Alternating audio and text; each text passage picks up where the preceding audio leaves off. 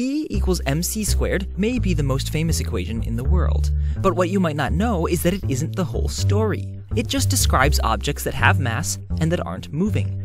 The full equation is E² equals mc² plus p times c squared, where p represents the momentum of the object in question.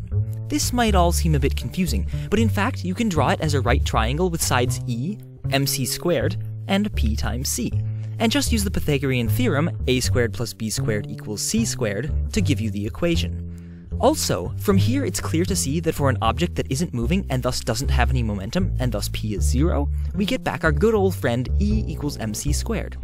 On the other hand, if the particle in question is massless, like light, then mass is 0, and we get E equals p times c. This tells us that the energy of a massless particle, like a photon of light, is the same as its momentum, up to a factor of the speed of light.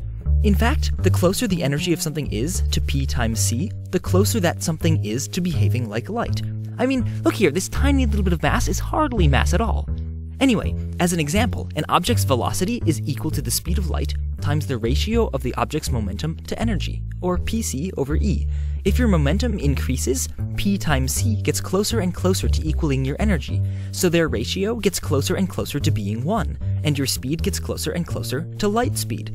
But because of that tiny little bit of mass, the momentum side of the triangle will always be a little bit smaller than the energy side.